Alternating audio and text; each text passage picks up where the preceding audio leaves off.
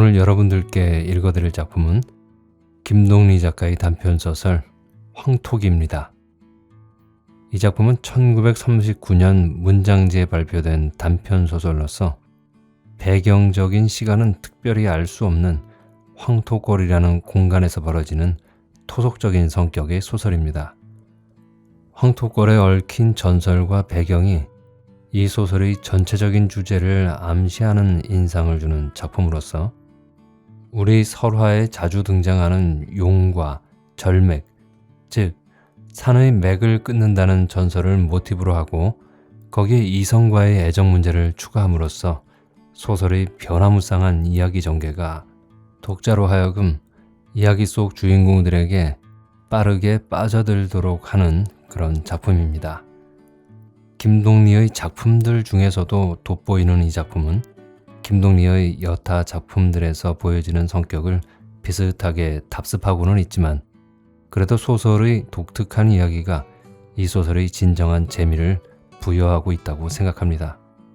여러분께서는 앞으로 저와 함께 이 작품을 감상하시면서 김동리 문학의 즐거움과 재미를 같이 느껴보시기 바랍니다. 즐겁게 감상해 주시고 우리 문학을 많이 사랑해 주세요. 그럼 시작하겠습니다.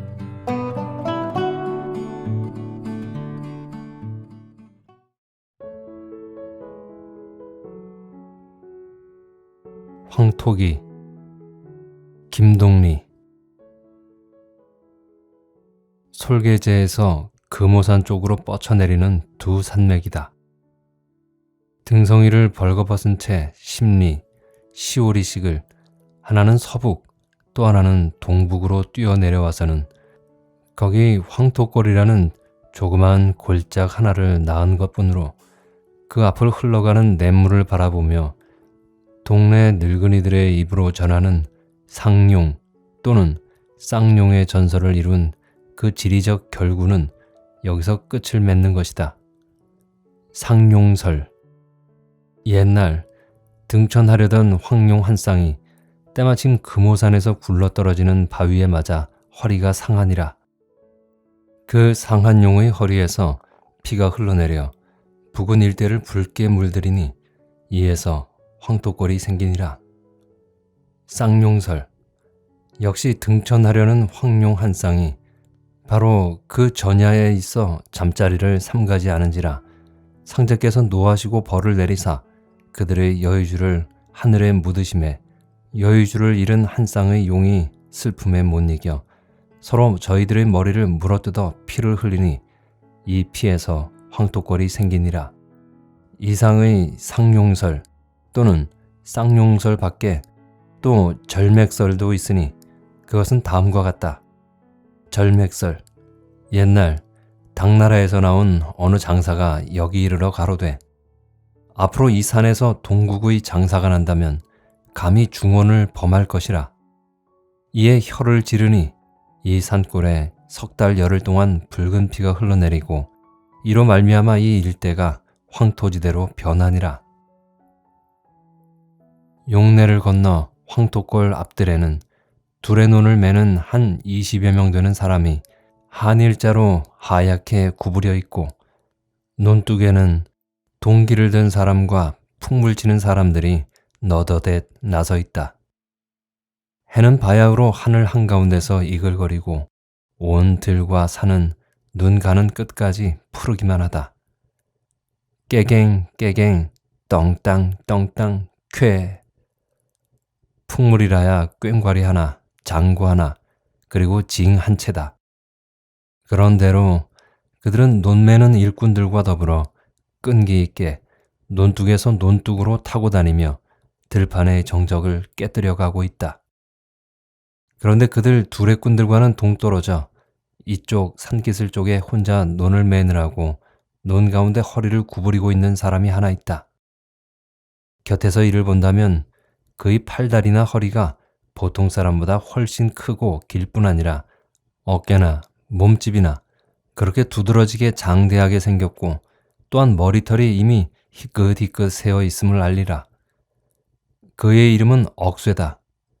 그는 몸이 그렇게 보통 사람보다 두드러지게 큰 것처럼 일도 동떨어진 곳에서 혼자 하고 있는 것이다. 억새는 논 매던 손을 쉬고 논둑으로 나온다.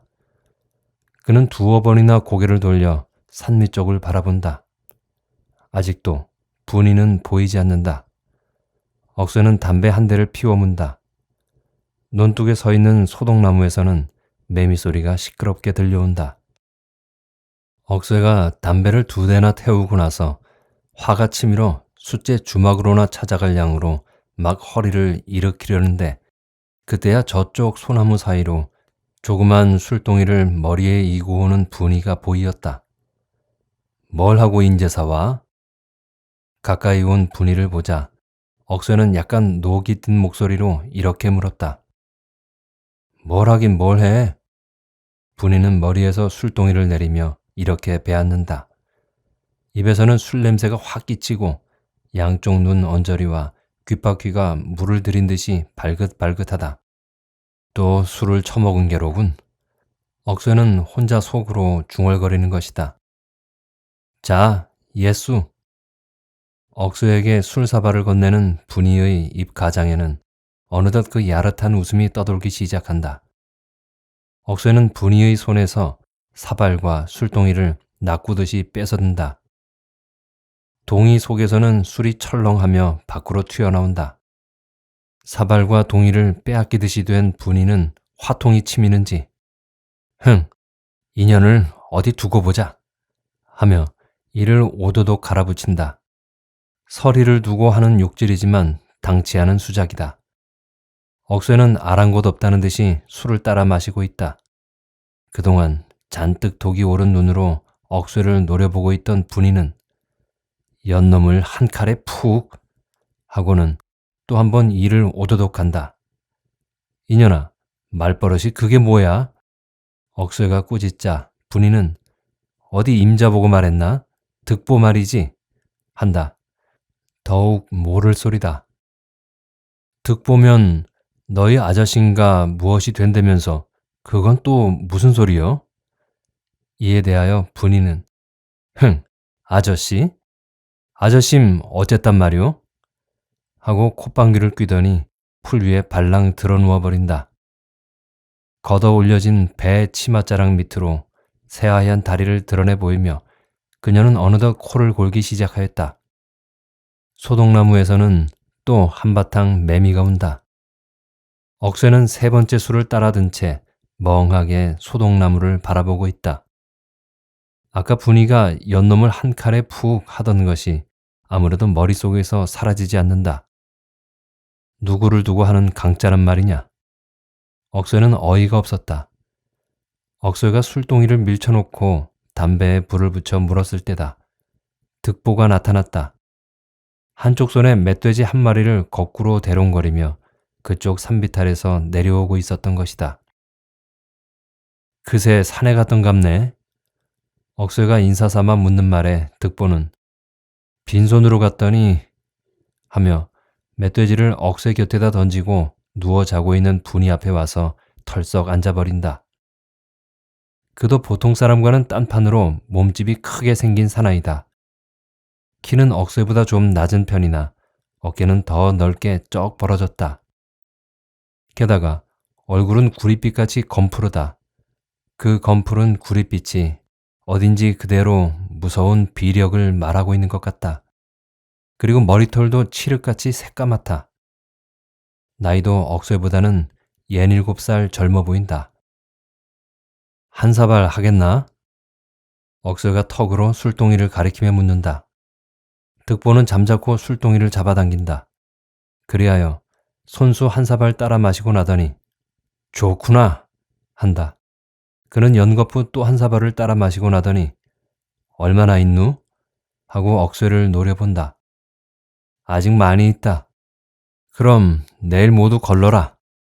득보는 이렇게 말하며 의미 있는 듯한 눈으로 억새를 노려본다. 순간 두 사나이의 눈에서는 다 같이 불길이 번쩍인다. 그것은 땅속의 유황이라도 녹일 듯한 무서운 불길이었다. 이튿날은 여름하고도 유달리 더운 날씨였다. 하늘에는 가지각색 붉은 구름들이 연기를 머금은 불꽃으로 피어나고 있었다. 안내벌은 황토골에서 잔등 하나 넘어있는 아늑한 산골짜기요. 또 개울가이었으므로 거기에 흰 모래밭과 푸른 잔디와 게다가 그늘진 노송까지 늘어서 있어 억새와 득보들 같이 온종일 먹고 놀고 싸우고 할 자리로서는 더할 나위 없이 알맞은 곳이었다. 두 사람은 짤막한 잠방이 하나씩만 걸치고는 몸을 벌거벗은 채 소나무 그늘 밑에서 술을 마시고 있다. 처음엔 돼지 족도 한 가리씩 의논성스럽게 째여들었고 술잔도 서로 권해가며 주거니 받거니 의좋게 건너다녔다.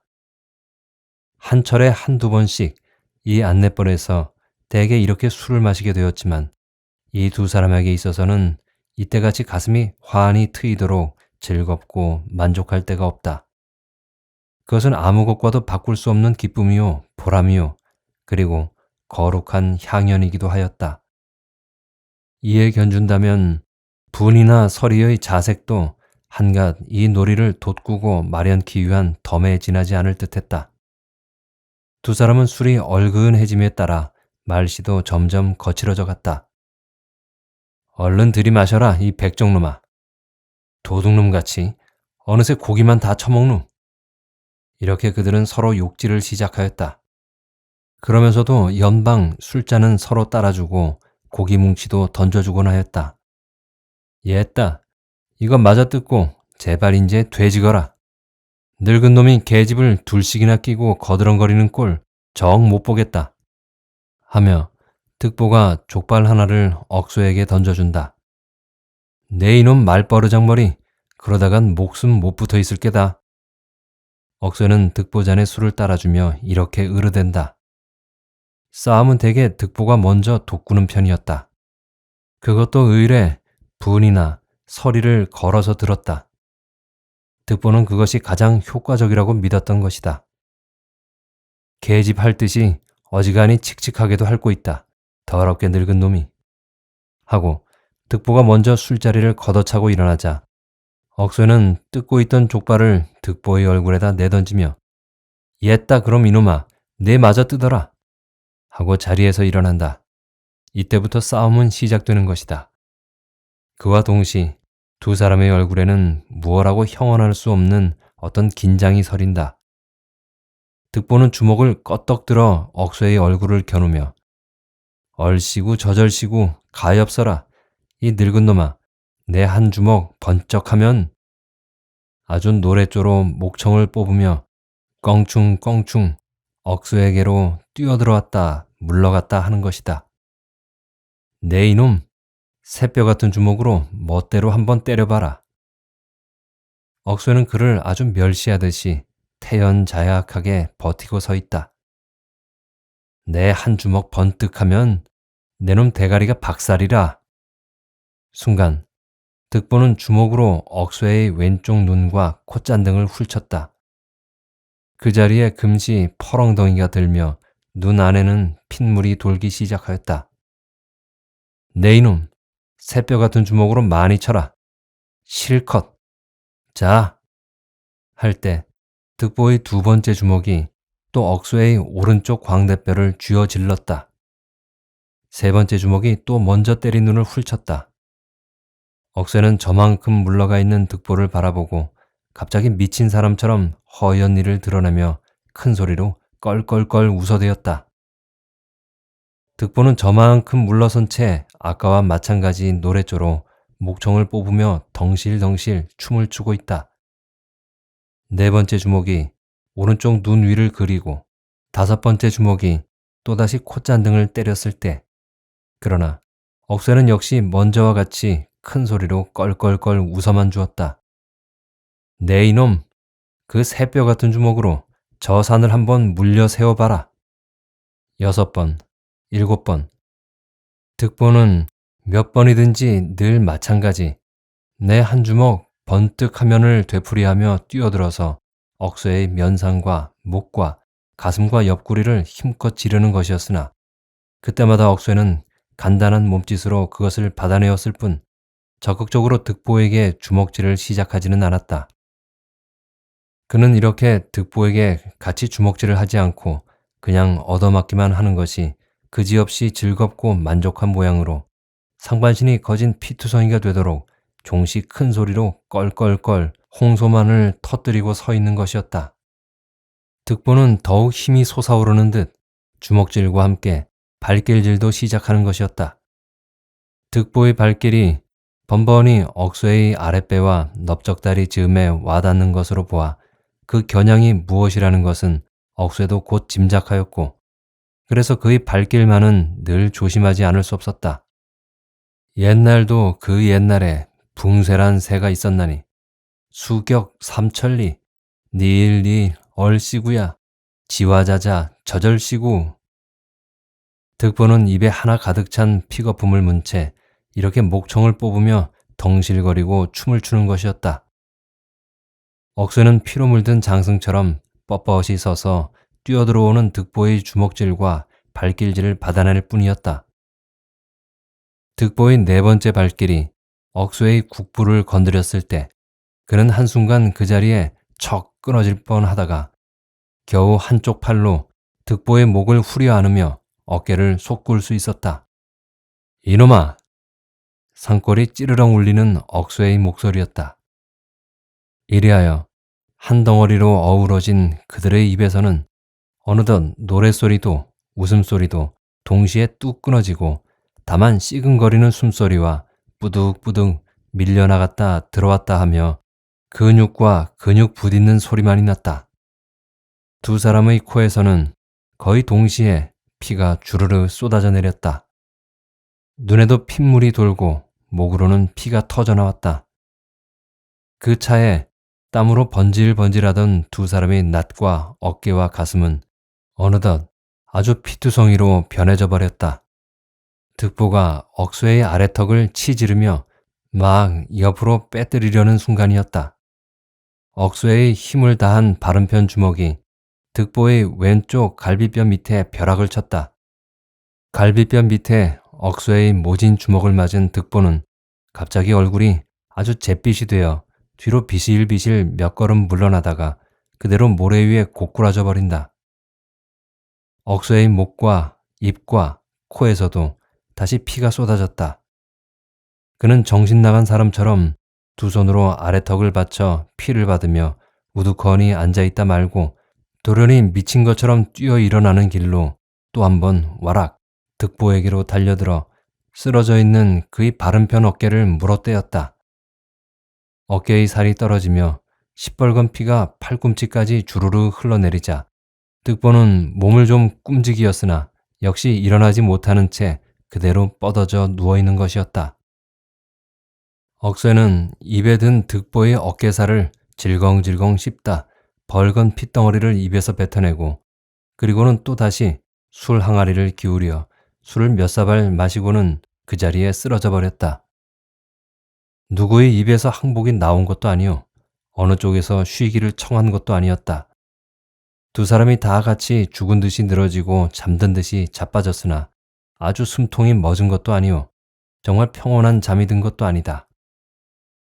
흐르는 냇물에서 저녁 바람이 일고 높은 소나무 가지에서 매미소리가 서슬질 무렵이 되면 그들은 마치 오랜 마주에서나 깨어나는 것처럼 떨고 일어나 아침에 먹다 남겨둔 술 항아리를 기울이기 시작하는 것이다. 저녁 때의 싸움은 대개 억새가 먼저 거는 편이었다. 이번에는 처음부터 억새가 먼저 주먹질로 시작하였다. 두 사람의 몸뚱이는 그러나 몇 번 모질게 부딪고 할 새도 없이 이내 피투성이가 되어버리는 것이었고 득보는 되도록이면 억새의 주먹을 피하려는 듯이 저만큼 물러선 채 춤만 덩실덩실 추고 있는 것이었다.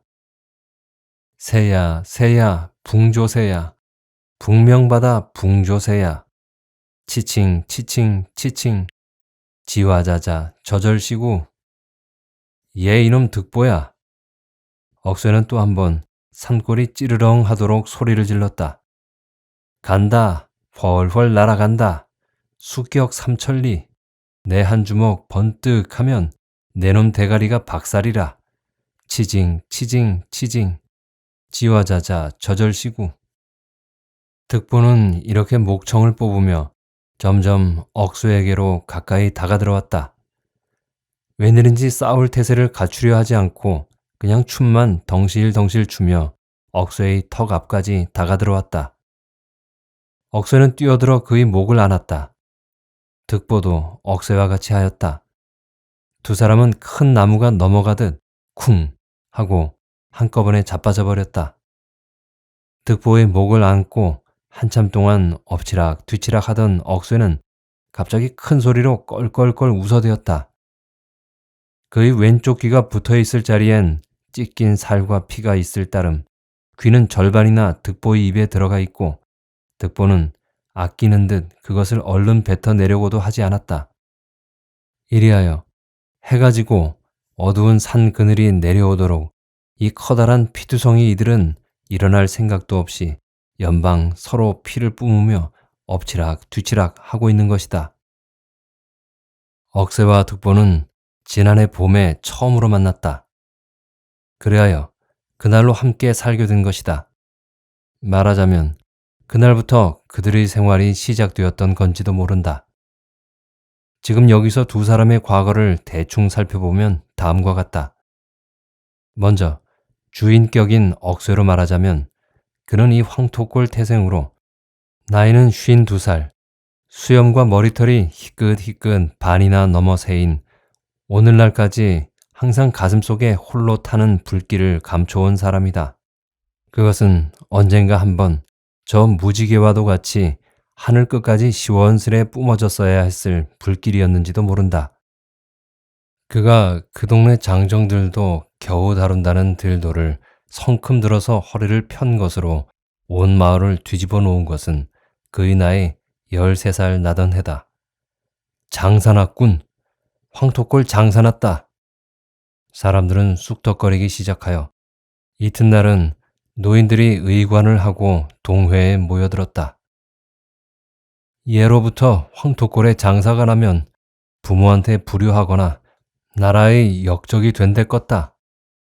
허긴 인제는 대국 명장이 혀를 지른 뒤이니까 별수는 없으리라.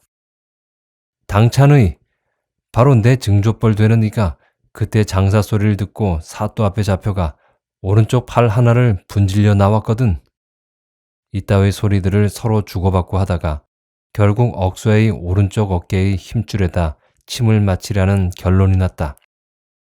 그 중에서도 유독 심히 구는 사람이 억수의 백부뻘 되는 영감이었다. 황토골 장사라면 나라에서 아는 거다. 자, 자식 하나 버릴 셈 치면 그만일걸. 자, 괜히 온 집안 멸문당할라 하고 동생을 윽박질렀으나 그러나 동생은 끝까지 묵묵히 앉아 대답을 하지 않았다. 그에게는 억수의 하나밖에 더 자식이 없었던 것이다. 그날 밤 그의 어머니는 억수의 소매를 잡고 이거사 어쩌다 그런 철없는 짓을 했노? 너희 아바의 속을 너는 모를라 하며 울었다. 이튿날 아침 그 아버지는 억쇠를 불러 너 나이 13살이다. 몸 하나라도 성이 지내려거든 철없이 아무데나 나서지 마라. 내 일신 조지고 온 집안 문 닫게 할라. 모두가 네 맘먹기다 하였다. 억쇠는 아버지의 이 말을 가슴에 새겨들었다. 그리하여 씨름판이고 줄목이고 들도를 다루는 데고 집 내기를 하는 마당이고 일체 사람이 많이 모인 곳이나 무슨 힘겨룸하는 데는 나서지 않았다. 그의 나이 20살 남짓했을 때는 과연 솟는 힘을 제 스스로 감당할 수 없었다. 어떤 날 밤에는 혼자서 바위를 안고 산 꼭대기로 올라갔다 골짜기로 내려왔다 하는 동안 어느덧 밤이 새어버리는 수도 있었다. 상투가 풀려 머리칼이 헝클어지고 두 눈엔 벌겋게 핏대가 서고 하여 흡사 미친 사람 같았다. 밤사이는 또 이렇게 바위와 씨름이라도 할 수 있지만 낮이 되면 무엇이든지 눈에 뵈는 대로 때려 부수고 싶고 메어치고 싶고 온갖 몸부림과 발광이 치밀어 올라 잠시도 견딜 수가 없었다. 힘자랑이 하고 싶어서가 아니라 힘을 써보고 싶다는 욕망이었다. 억수의 이런 소문이 또 한 번 황토골에 퍼지자 그의 백부는 그의 아버지를 보고 인제는 그놈이 무슨 일을 낼 게다. 자, 그때 내 말대로 단속을 했다면 이런 후환은 없었을걸. 자, 이제 그놈을 누가 감당할꼬? 자, 그러면 네 자식 네가 맡아라. 나는 이 황토골에 못 살겠다. 이러고는 죄를 넘어 이사를 가버렸다. 억새는 이 말을 듣고 홀로 깊은 산속으로 들어가 목을 놓고 울었다. 집에 돌아와 낫을 갈아서 아버지 모르게 오른쪽 어깨를 끊고 피를 흘렸다. 이것을 안 그의 어머니는 어리석게 인제 와서 그게 무슨 짓이람. 힘세다고 다 불량할까. 제 맘먹기에 달렸는걸. 괜히 너희 어른 알면 시끄러울라. 하고 되레 못마땅히 말했다. 그의 할아버지가 세상을 떠날 때 그에게 남긴 유언도 다만 힘을 삼가라는 것뿐이었고 그의 아버지가 임종에 이르러 그에게 신신당부를 한 것도 역시 이것뿐이었다. 네가 어렸을 때 누구에게 사주를 배웠더니 너희 팔자에는 살이 세다고 젊어서 혈기를 삼가지 않으면 큰 화를 당할 게라더라. 그렇지만 사람에게는 힘이 보배니 너만 알아 조처할 양이면은 뒤에 한번 쓸 날이 있을 게다. 조용히 그때가 오기를 기다려라. 아버지가 숨을 거둘 때 남긴 이 말이 억수에게 있어서는 그 무슨 하늘의 계시와도 같이 들렸던 것이었다. 한번 쓸 날이 있을 게다. 때가 오기만 기다려라. 그는 잠시도 이 말이 그의 머릿속에서 사라질 데가 없었다. 그 미칠 듯이 솟아오르는 힘의 충동을 누르고 누르며 그 한 번 크게 쓰일 날을 기다려 오늘인가 내일인가 하는 사이 그러나 그 기다리는 날이 오기도 전에 어느덧 그의 머리털과 수염만이 희끗희끗 반 넘어 세어지고 말았던 것이다. 그가 주막으로 나가 색시와 더불어 술잔을 기울이고 하기 시작한 것도 이 무렵부터의 일이었다. 하루는 삼거리 주막에서 분이라 하는 예쁘장스러워 보이는 젊은 색주가와 더불어 술을 먹고 있는데 계집이 잠깐 밖에서 손님이 저를 찾는다면서 곧 다녀 들어온다 하고 나간 것이 종시 들어오질 않고 때마침 밖에서는 무슨 싸움 소리 같은 것이 왁자지껄하기에 문을 열어 보았더니 어떤 낯선 나그네 한 사람이 주인의 멱살을 잡아 이리 낳고 저리 채고 하는 중이다. 그새 뒤란에서 노름을 하고 있던 패들이 우웅 몰려나와 이 말 저 말 주고받고 하던 끝에 시비를 가로막게 되었다. 그것은 주인의 말이 아 생전 낯선 나그네가 와서 나무의 주모들어 이 여자는 내 딸이다. 이리 내어 달라 하니 온 세상에 이런 경우가 어디 있나? 하매 필시 이 나그네가 분이의 상판떼기에 갑자기 탐을 낸 모양이라고. 허나 분이는 자기들도 누구나 다 끔찍이 좋아하는 터이요. 더구나 생전 낯선 작자가 돈 한 푼 어떻다는 말 없이 가로 집어채려 하니 이 불량하고 경웅 없는 작자를 그냥 둘 수가 없다 하여 노름패 중에서 한 사람이 먼저 따귀 한 차를 올려 붙였더니 낯선 사내는 펄쩍 뛰듯이 일어나 그 노름꾼의 멱살을 덥석 잡아 땅에 메꿔자 놓았다. 이것을 본 한마당 사람들은 다 겁을 집어먹었으나 워낙이 이쪽엔 수요도 많고 또 노름꾼 중에는 힘센 놈도 있고 불량한 자도 있자니까 그렇다고 그대로 물러설 리도 없었다. 이놈이 대들고 저놈이 거들고 하나 낯선 사내는 좀처럼 꿀려 들어갈 듯도 하지 않은데 하나 둘 자빠져 눕는 것은 모두 이쪽 편이다. 머리가 터진 놈, 아랫배를 채인 놈, 옆구리를 쥐어박힌 놈, 따귀를 맞은 놈, 부상자들이 마당에 허옇게 나가 누웠다. 억새도 술이 얼근했던 터이라 이 꼴을 그냥 볼 수 없다 하여 방에서 일어나 밖으로 나오며 아니 웬 놈이 저렇게 불량한 놈이 있누? 한번 집이 쩌르릉 울리도록 큰 소리로 호령을 쳤다. 낯선 사내는 이쪽으로 고개를 돌려 억새를 한번 흘겨보더니 흥 너도 이놈 하는 말도 채 맺지 않고 벼랑간 뛰어들며 머리로 미간을 받음에 억새도 한순간 정신이 다 아찔하였으나 그 다음 순간에 그도 바른 손으로 놈의 멱살을 잡아 줄 수 있었다. 봄에 기골도 범상이도 생긴 놈이 아니로되 힘께나 쓰는 데다 싸움에 익은 놈이려니 쯤으로밖에 더 생각하지 않았던 것인데 한번 힘을 겨뤄보자 그냥 이만저만 센 놈이나 불량한 놈만은 아니라는 것을 깨닫게 되었다. 순간 억새는 문득 자기 몸이 공중으로 스르르 떠오르는 듯한 즐거움이 가슴에 솟아오름을 깨달으며 저도 모르게 멱살 잡았던 손을 슬그머니 놓아버렸다. 이 낯선 사내, 그의 이름이 득보였다. 이 낯선 사내가 억새를 따라서 황토골로 들어와 억새와 징검다리 하나를 사이하고 살게 된 것은 바로 이틀 뒤의 일이었다. 냇물가 길을 향해 앉아있던 오두막 한 채를 억새가 그를 위하여 마련해 주었던 것이다. 한 사나흘 뒤에 득보는 털이 그렇게 반이나 새인 놈이 여태 자식 새끼 하나도 없다니 가련하다. 헌데 나는 내 놈한테 아무것도 줄 게 없구나. 그래서 분이를 데리고 왔다. 내 새끼 삼아 내가 데리고 살아라 하였다. 억새가 거북하게 웃으며 너는 이놈아 하고 물으니까 득보는 늙은 놈이 나무의 걱정까지 하게 됐느냐. 고맙다 하고 술이나 한턱 걸쩍하게 낼 일이지. 하기야 그렇지 않기로써니 아무렴 이 득보가 조카 딸년 데리고 살겠나마는 하며 입맛을 다시었다. 득보의 조카 딸이란 말에 억새는 그렇다면 생판 남은 아닌 모양이라고 좀 더 마음을 놓으며 너도 이놈아 같이 늙어가는 놈이 웬걸 주둥아리만 그렇게 사나우냐. 더구나 내가 늙었음 내 놈 같은 거 하나쯤 처치하지 못할 성부르냐. 늙은 것이 잔소리 중얼중얼 잘 주워 섬긴다. 두 사내가 이런 말을 건네고 있는 동안 분이는 억새네 술 항아리에서 술을 퍼내다 거르고 있었다. 그것이 분이와 억새의 혼사요. 또 그녀에게 있어서는 시집 살림의 시작이기도 하였다. 술이 얼근했을 때 억새가 또 득보를 보며 너는 이놈아 혼자 살래?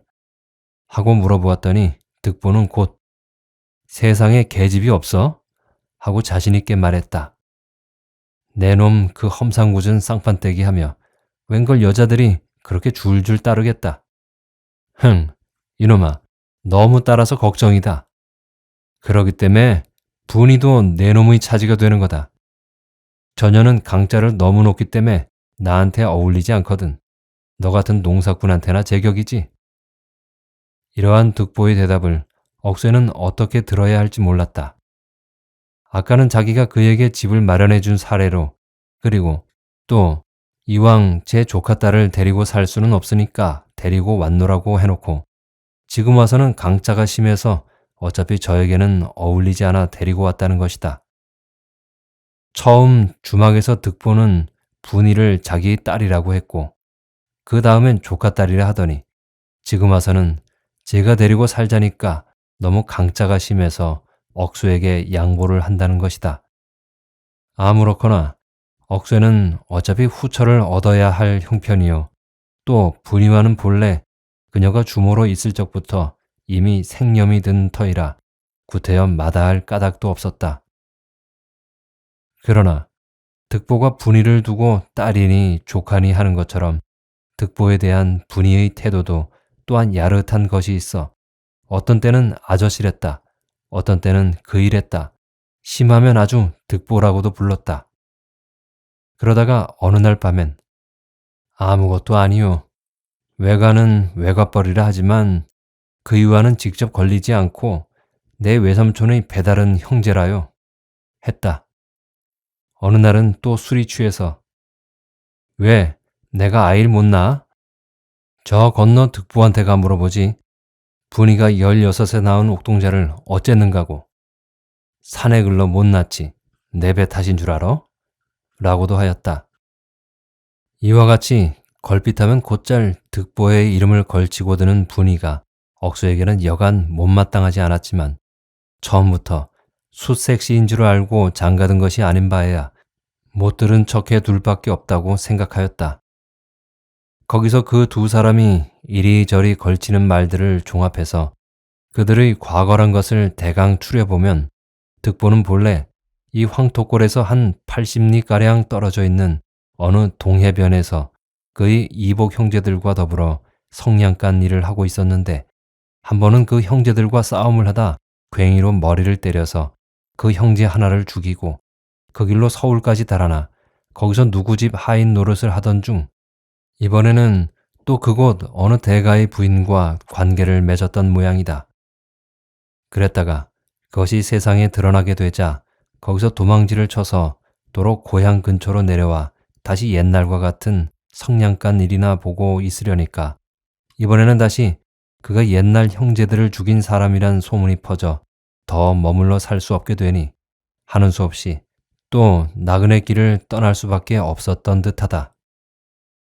분이는 득보가 두 번째 그의 고향 근처에 내려와 살려다 못하고 다시 나그네 길을 떠나게 된 데 대하여 그것은 그녀 자신이 그의 옥동자를 낳게 되었기 때문인 듯이 말하지만 그것이 어느 정도 확실한 이야기인지도 모를 일이다. 분이의 그 야릇한 말투와 행동으로 보아서 그 관계란 것은 가령 분이의 아직 16살밖에 되지 않은 어린 계집애의 몸으로서 외삼촌의 이복 형제라니까 자기의 외삼촌뻘이 되는 득보의 아이를 낳게 된 것이라 하더라도 득보와 같은 그러한 위인이 그만한 윤리적 탈선이나 과실로 인하여 일껏 버렸던 일터를 동댕이 치고 다시 나그네 길을 떠나게 되었으리라고는 믿어지지 않는다. 그러고 보면 거기엔 위의 두 가지 이유가 다 걸려 있었는지도 모를 일이다. 분이가 걸핏하면 득보의 이야기를 끌어내는 것은 그녀의 마음이 거기 있는 까닭이요. 마음이 있는 곳에 몸도 대개 가 있어 한 달 잡고 20날 밤은 억새가 호라비로 자야 하였다. 낮에 가서 술자리나 팔아주고 돼지다리나 삶아주고 하는 것쯤은 분이의 과거가 그러하니만큼 혹 예사라 할지라도 잠자리까지 그러한 데는 제 말대로 비록 제 외삼촌의 이복 형제뻘쯤 된다 할지라도 바로 징검다리 이쪽에 제 서방의 집을 두고 있는 처지에서는 해괴하기 짝이 없는 노릇이었다. 억쇠가 득보더러 내 이놈 분이는 왜 밤낮 내 집에 붙여두는 거요? 하고 꾸짖으면 늙은 놈이 계집 투정은 어지간히 한다 하며 득보는 가래침을 탁 뱉는다. 어디 보자. 내 놈 주둥아리가 곧장 성한가? 벼르지만 말고 내일이라도 당장 끝장을 내렴. 끝장을 못 내면 그 대신 계집은 나에게 넘기고. 흥! 하고 억쇠는 코웃음을 쳤다. 내 놈 하나쯤은 가소롭다는 뜻이다. 이럴 때 만약 어느 쪽에서든지 술과 안주만 준비되어 있다면 이튿날로 곧 싸움이 벌어진다. 그들과 같이 가끔 싸움을 가져야 하는 사이에 있어 분이의 그러한 생활 태도는 그것을 돋구는 데 도움이 되었다. 하기는 득보가 처음부터 조카딸이라는 구실로 그녀를 억수에게 갖다 맡긴 것도 미리 다 이러한 효과를 노렸던 것인지 몰랐다. 분이는 분이대로 두 사나이가 자기를 두고 무슨 수작을 하든지 그런 것은 아랑곳도 없다는 듯이 밤이나 낮이나 부지런히 징검다리를 건너다녔다. 억소가 볼 때 더욱 회개한 노릇은 분이가 득보를 두고 강짜를 노는 일이었다. 득보는 언젠가는 천하의 흔한 게 계집이라고 큰 소리를 쳤지만 과연 제 말대로 분이가 아니더라도 계집에 그다지 줄일 사이는 없었다. 어디로 한번 나가 며칠을 묵고 들어올 적에는 의례 낯선 계집 하나를 달고 돌아오곤 하였다. 그것들이 그러나 사흘도 못 가 대개 달아나 버리기는 하였지만 그런데 이와 같이 득보가 가끔 달고 들어오는 계집들에게 분이가 번번이 강짜를 부린다는 것이다. 강짜를 놀되 이건 어처구니도 없이 이년아 왜 나무의 은가락지를 훔쳤느냐? 내 다리를 찾아내라. 수젓가락이 없어졌다. 모시치마는 어디 갔느냐? 이런 식으로 낯선 계집들이 놀이개나 옷벌을 뺏기가 일쑤여 그러고서도 계집이 얼른 물러가지 않으면 이번에는 육박존으로 달려들어 머리를 뜯고 옷을 찢곤 하는 것이다. 너 때문에 득보가 평생 어디 장가들겠나? 하고 억쇠가 나무라면 분이는 벨소리를 다 듣겄네. 그럼 도둑년을 붙여둘까? 하고 톡 쏘는 것이다. 한 번은 역시 그러한 여자 하나가 득보에게 정이 들었던지 얼른 달아나지 않고 한 달포 동안이나 붙어 살게 되었다. 분이가 그런 따위 수작을 붙이면 서슴지 않고 제 보따리를 털어서 척청 내어주어 버렸다.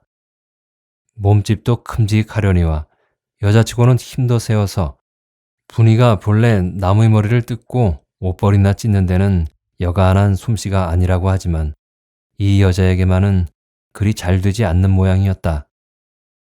몇 번 머리를 뜯으려고 달려들었다가는 번번이 실패를 보고 말았다.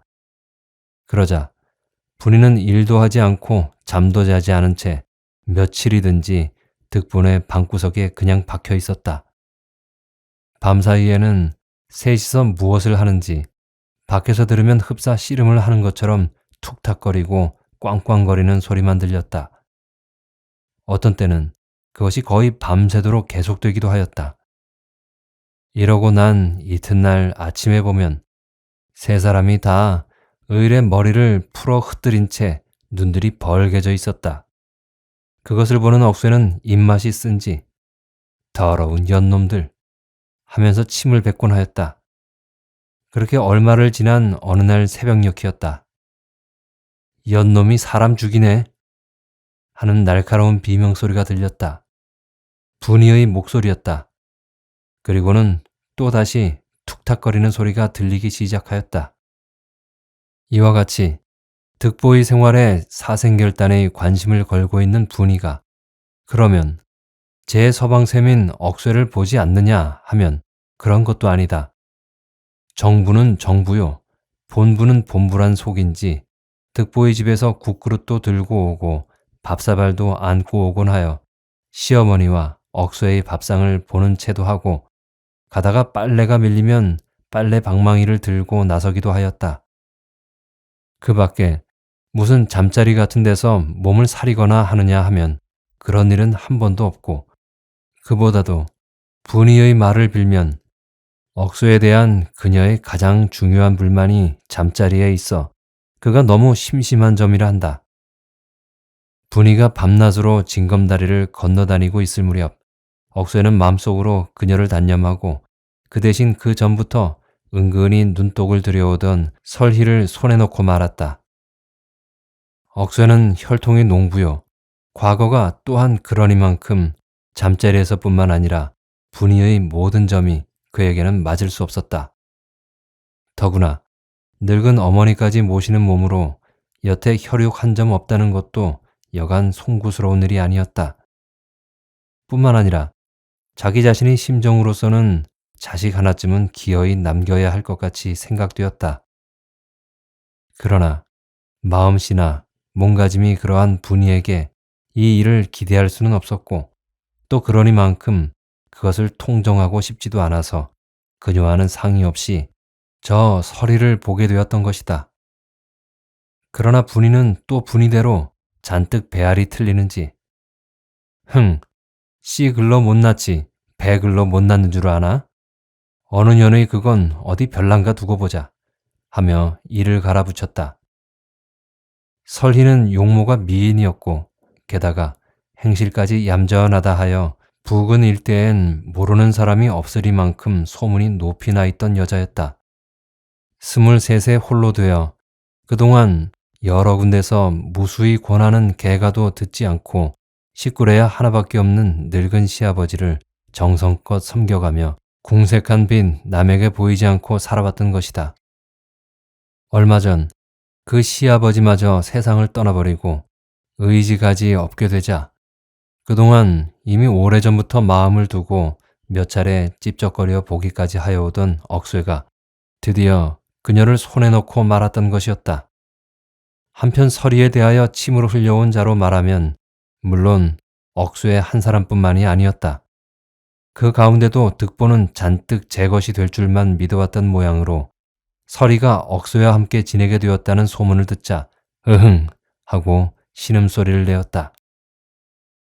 늙은 놈이 계집을 둘씩이나 두고 거드렁거리다 쉬이 자빠질라. 괜히 헛욕심 부리지 말고 진작 한 알랑 냉큼 내놓는 게 어때? 안내벌에서 돌아오며 억수에게 하는 말이었다. 억수에는 그냥 그놈 주둥아릴 하고 말았지만 속으로는 이놈이 끝내 그냥 있진 않겠구나 했던 것이다. 어느 날 밤에는 비가 부슬부슬 내리는데 한 이경이나 되어 억수가 서리에게로 가니 그 방문의 불빛은 여느 때와 마찬가지로 불그레하게 비쳐 있는데 그 안에서 사내의 코 고는 소리가 드르렁거렸다. 아차 싶어 신돌 위를 보니 아니나 다를까. 그 침침한 불빛에서도 완연히 크고 낯익은 메투리 한 켤레가 놓여 있었다. 순간 억새는 자기 자신도 모르게 주먹이 불끈 쥐어지며 온몸의 피가 가슴으로 콱 모여드는 듯하였다. 떨리는 손으로 막 문고리를 잡으려 할 때 저쪽 뜰 구석에서 사람의 기척 소리가 나는 듯하여 얼른 머리를 돌려서 보니 그쪽 어두컴컴한 거름 무더기 곁에 하얗게 서 있는 것이 분명히 사람의 모양이요. 한두 걸음 가까이 들어서는데 보니 바로 서리였다. 서리는 억새의 턱 밑으로 다가들어서며 득보요. 벌써 초저녁에 와서 어른을 찾대요. 안 계신다고 해도 그냥 들어와서 어떻게 추근추근 구는지 할 수 없이 측간을 간다고 나와서 뒷곁에 숨어 있습니다. 이렇게 소근거렸다. 하고 억새는 혼자 속으로 죽일 놈이다 했다. 부들부들 떨리는 손으로 방문고리를 잡을 때는 이놈을 아주 잠이 든 채 대가리를 부숴놔라 했던 것이다. 득보는 억새가 문을 열고 들어와도 모르고 방에 하나 가득 찰 듯한 큰 신장을 뻗들이고 자빠져 누워 드르렁거리며 코를 골고 있었다. 유달리 검붉고 뚝뚝 붉어진 얼굴에 희미한 불그림자가 가로 비껴 있고 여주덩이만이나 한 콧마루 위에는 마침 파리 한 마리가 앉아 있다. 파리는 양마루에서 콧잔등을 타고 기어 올라가다가 산근 즈음에서 한번 날라서 다시 그의 왼쪽 눈썹 끝의 도토리만한 혹 위에 가 앉았다. 파리와 함께 그의 시선도 그 혹 위에가 멎어서 더 움직이질 않았다. 그것은 금년 3월 삼진날 싸울 때 억새의 주먹에 맞아서 생긴 거라는 혹이었다. 그러자 억새는 문득 어떤 비장한 생각이 들었다. 그는 후들거리는 발길로 득보의 엉덩이를 걷어차며 이놈 득보야 하니 그제야 핏대가 벌겋게 선 눈을 떠 방안을 한번 살펴보고 나서 기지개를 켜며 부시시 일어나 앉았다. 억새가 목소리에 노기를 띠고 네 이놈 여기가 어디여? 한즉 그는 입맛만 쩍 다시고는 대답이 없었다. 네 이놈 여기가 어디여? 또 한번 호통을 치니 그제야 그 벌건 눈으로 억새를 한번 힐끗 쳐다보며 어딘 어디라 한다. 흥 이놈. 억새는 한참 득보의 낯을 노려보고 있다. 이렇게 선웃음을 한번 치고 나서 얼굴을 고쳐 따로 매는 맞을 날이 있을 터이니 오늘 밤에 우선 술이나 처먹어라 하고 서리를 불러 술을 청했다.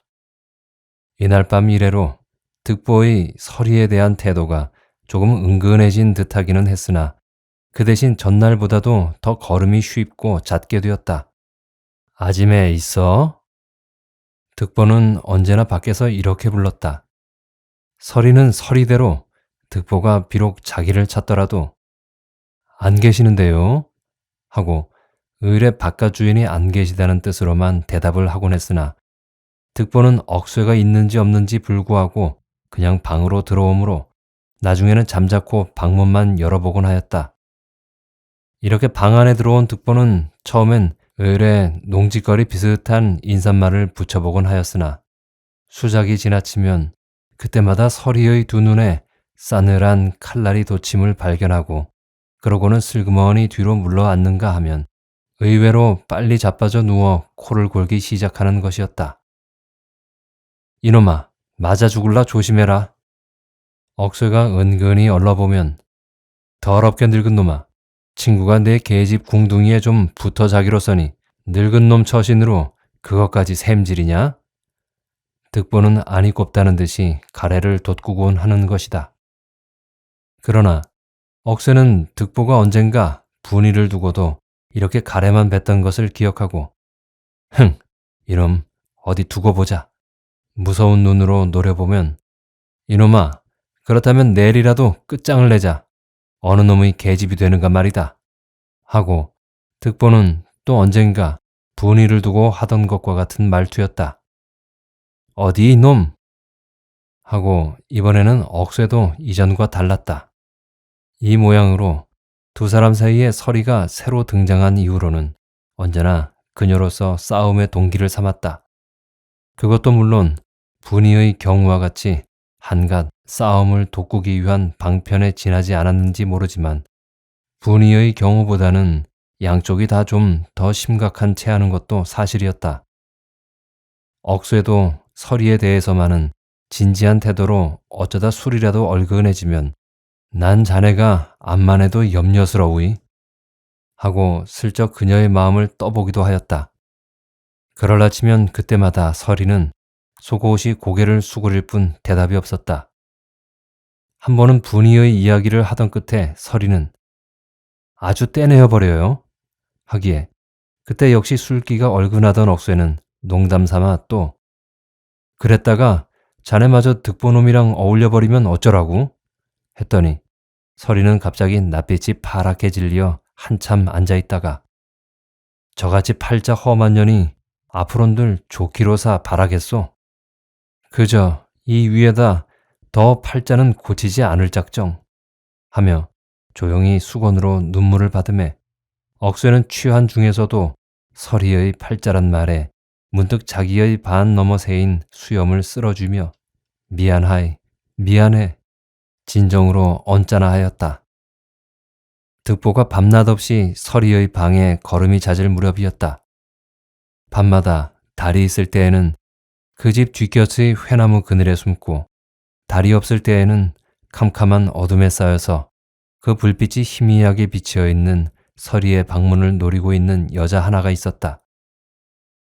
그녀의 낯에는 금음달빛 같은 도끼가 서리고 그 두 눈에는 야릇한 광채가 돌고 그리고 그 품속에는 날이 새파란 비수 하나가 헝겊에 쌓여 들여 있었다.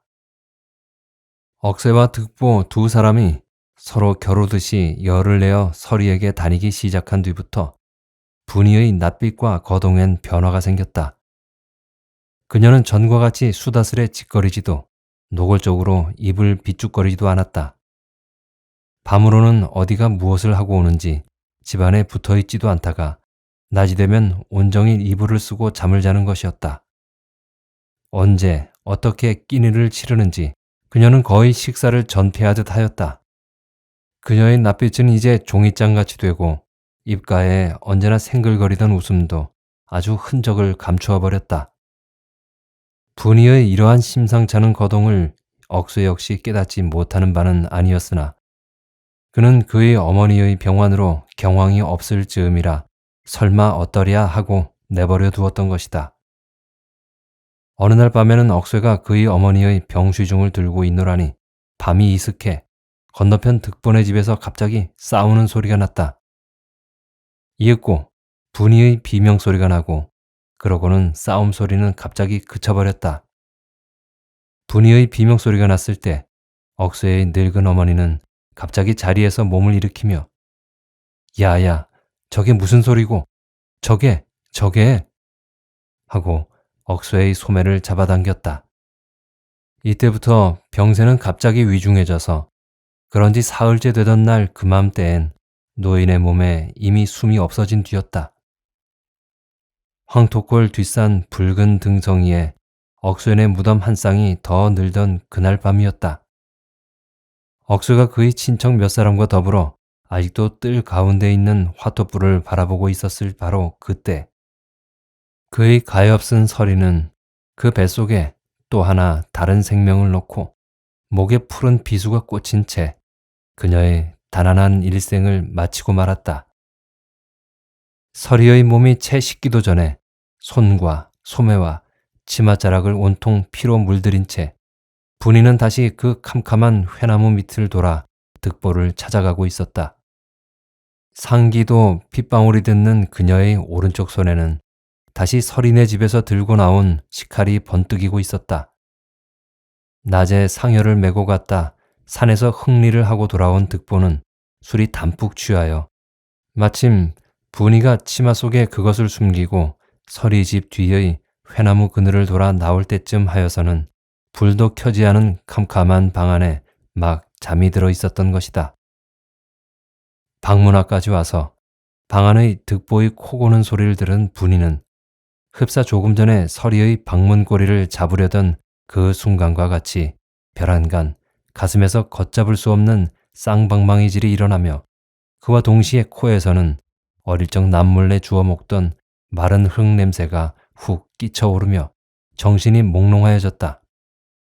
바로 그 다음 순간 분이는 반무의식 상태에서 바른손에 든 식칼로 어둠 속에 코를 골고 자는 득보의 목을 내려 찔렀다. 그러나 칼날은 그의 목을 치지 못하고 목에서는 한편 가슴을 찔렀다. 가슴이 뜨끔하는 순간 득보는 어잇! 하고 놀라 일어나려는데 무엇이 왈칵 가슴으로 뛰어들어와 안기려 하였다. 분이라는 생각이 섬광처럼 머릿속에서 번쩍하던 다음 순간 득보는 무슨 악몽에서나 깨는 듯 가슴의 것을 힘껏 후려 던져버렸다. 분이는 문턱에가 떨어졌다.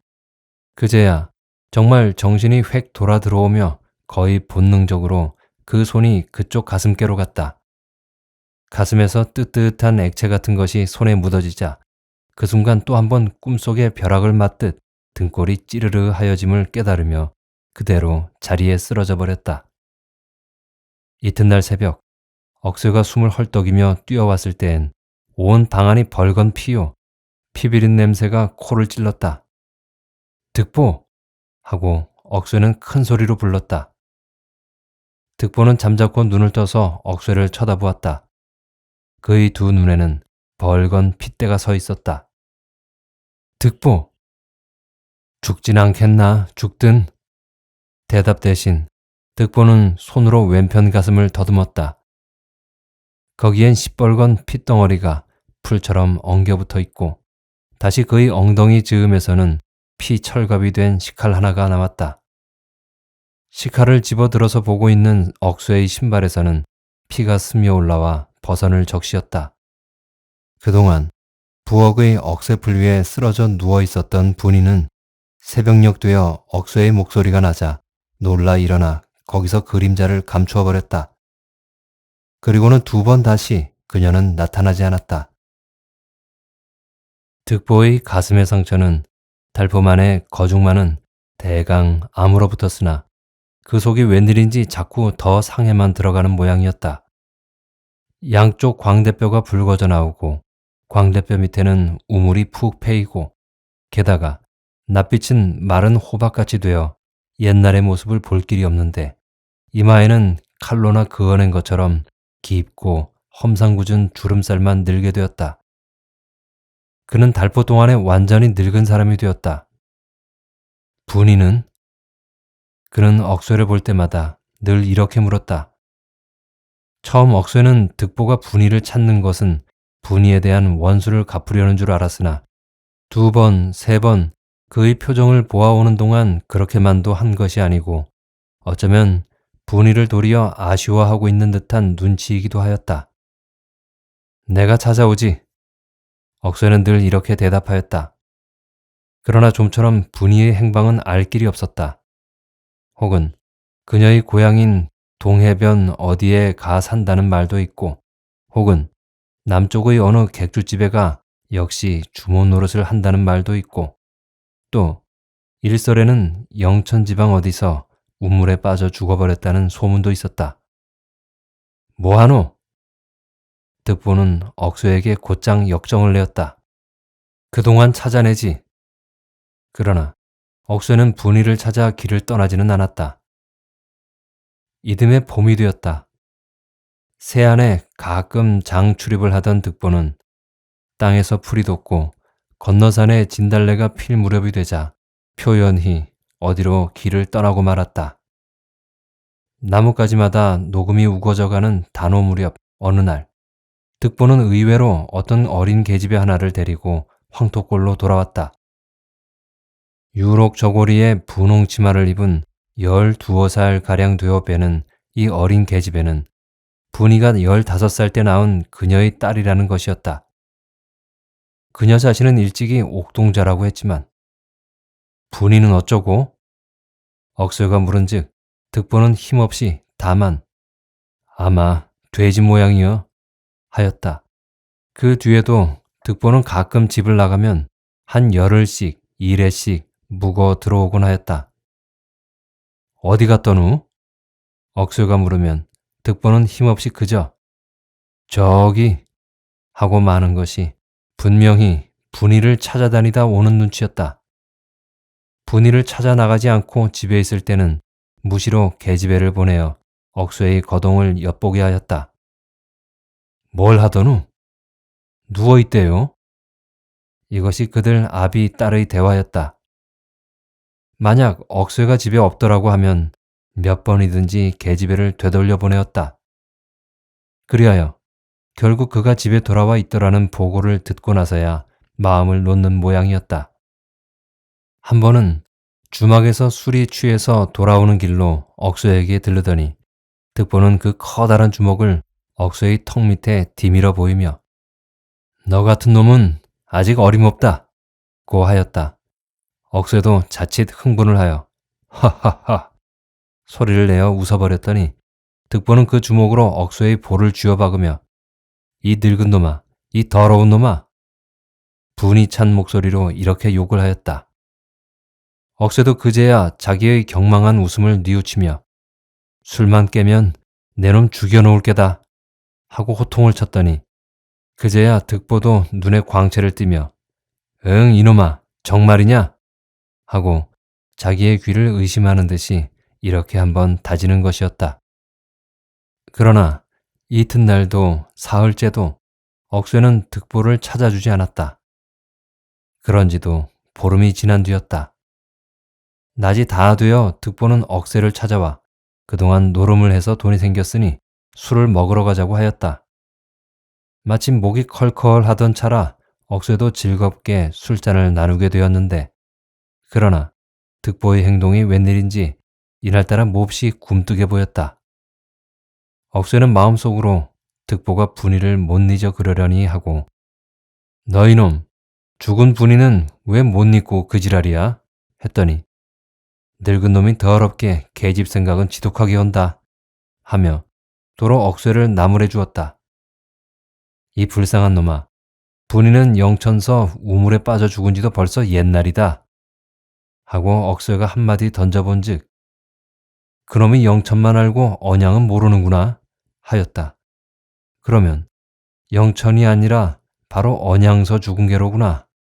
억쇠는 속으로 짐작을 하며 그래서 저놈이 이 한 달포 동안은 그렇게 아가리에 술만 들어 부은 게로구나 하는 생각도 들었다. 그럼 너는 이놈아 상제 노릇을 해야지 하는 억수의 말에 득보는 무엇을 생각하는지 한참 동안 잠자코 있더니 흥 하고 그저 코웃음을 한번 칠 뿐이었다. 술이 거진 다 맞춰갈 무렵이었다. 득보는 돌연히 술상 위에다 날이 퍼렇게 선 단도 하나를 내놓으며 너 이놈 내 죄 알지? 하였다. 그러나 억쇠는 마치 자기 자신도 모르게 그러한 것을 얘기하고나 있었던 것처럼 조금도 당황하거나 겁을 집어먹는 빛이 없이 자칫하면 또 언제와 같이 웃음이 터져나올 듯한 것을 억지로 누르며 흥 내가 이놈 하고 엄숙한 음성으로 입을 떼었다. 내 놈의 목숨 하나 오늘까지 남겨온 것은 다 요량이 있었던 거다. 억쇠의 두 눈에도 불이 켜졌다. 억쇠의 장엄한 목소리와 불을 켠 두 눈에서 형언할 수 없는 만족감을 깨달으며 그러나 득보는 비웃는 듯이 너도 사내 새끼로 생겨나 방 안에서 자빠지기가 억울거든 나서거라 하며 단도를 도로 고이춤에 넣어버렸다. 억쇠는 득보를 먼저 안내벌로 들여보낸 뒤 자기는 주막에 남아서 술 준비를 시키고 있었다. 소주는 역시 칼칼한 놈이 좋군. 억쇠는 안주인이 맛배기로 부어준 사발에 소주를 기울이며 바깥 주인을 보고 이런 말을 하였다. 안주가 마른 것뿐인데 하고 안주인이 문어다리를 들고 나왔다. 문어다리면 됐지 뭐. 억쇠는 문어다리를 꾸려서 조끼 주머니에 넣은 뒤 소주 두루미 즉 큰 병을 메고 득보의 뒤를 쫓았다. 막걸리 먹은 다음에 소주를 걸친 때문인지 옛날 처음으로 장가란 것을 가던 때처럼 가슴이 다 설레며 걸음이 흥청거렸다. 네 놈이 내 초상 안 치르고 자빠질 줄 아나? 억쇠는 문득 언젠가 득보가 가래와 함께 뱉어놓던 이 말이 머리에 떠오르며 동시에 아까 술상 위에 내어놓던 득보의 그 날이 시퍼렇던 단도가 생각났다. 그 한 뼘도 넘어될 득보의 단도날이 자기의 가슴 한복판을 푹 찔러 이 미칠 듯이 저리고 근지러운 간과 허파를 송두리째 긁어내어 준다면 하는 생각과 함께 자기 자신도 모르게 몸서리를 한번 치고 문득 걸음을 멈추고 고개를 들었을 때 해는 이미 황토재 위에 설핏한데 한마장가량 앞에는 득보가 터벅터벅 혼자서 먼저 용냇가로 내려가고 있었다.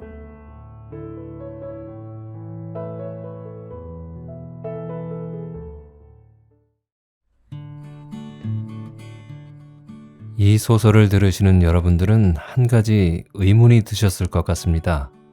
아마 저하고도 비슷한 의문이셨을 것 같은데요. 왜 이 두 사람은 의미도 없어 보이는 싸움질을 그렇게도 못해서 안달일까 하는 것이죠. 이 소설의 주된 줄거리 또한 억쇠와 득보라는 두 장사의 힘겨루기를 줄거리로 담고 있습니다. 이들이 이러는 데는 그 배경에 대한 설명이 좀 필요해 보입니다. 처음 서두에서 제가 세 가지 전설에 대해서 말씀드렸죠. 상용설, 쌍용설, 절맥설이 그것인데요. 이 세 개의 전설은 모두 주인공인 억쇠의 운명에 어떤 암시를 던져주고 있습니다.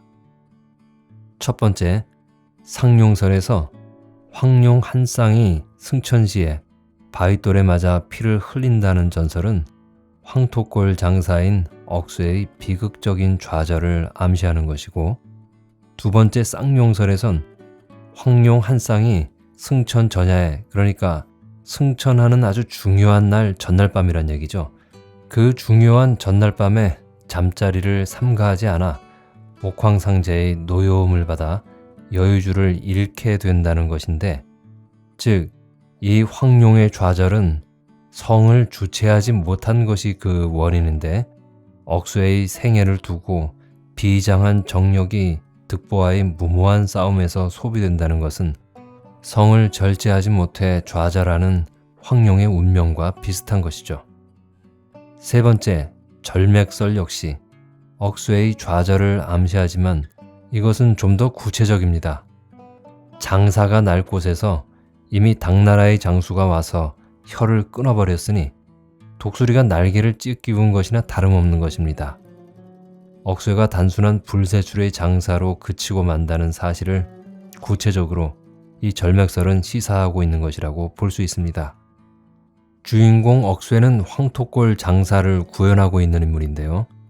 그가 불세출의 장사로 남아있다는 사실, 그리고 힘을 쓸 날을 기다리며 헛되이 청장년 시절을 보냈다는 사실은 그 자체가 가슴에 불을 간직한 억쇠에게는 너무나도 허무한 일입니다. 더구나 억쇠가 생각하기에 자신이 참다운 적수가 되지 못할 것 같은 득보라는 위인이 그나마 자신이 속에 있는 불길을 조금이라도 풀어낼 수 있는 상대라는 것이 또 허무한 일이죠. 참다운 적수가 아니니 제대로 힘을 쓸 수가 없기 때문입니다. 그래서 득보에게 맡기만 해도 허허 하고 웃음을 웃을 수 있었던 것이죠. 여기서 그들만의 기묘한 우정이 생기는 것입니다. 거기에 더해 분이와 서리와의 애정까지 곁들여지면서 결국엔 비극으로 이 소설은 막을 내리게 됩니다. 억새와 득보의 무의미한 싸움, 용서숨치는 힘을 제대로 써보지 못하는 억새의 억눌린 아픔은 쌍용설 및 절맥설과 연관되면서 한국인이 지닌 운명적인 비극의 애수를 허물하는 강렬한 색채로 표현하고 있는 작품입니다. 재밌게 들으셨는지 모르겠습니다. 내용에 좀 강렬한 표현들이 제법 들어있어서 중간에 그만 들으시려고 손가락을 움직이셨을 것도 같은데요. 그래도 중지 버튼을 누르시지 않으시고 여기까지 와주신 가족분들께 엄지척을 해드리고 싶습니다. 잘 들어주셔서 고맙습니다. 그럼 다음에 또 좋은 작품으로 만나 뵐 것을 약속드리면서 그때까지 건강하시고 행복하세요.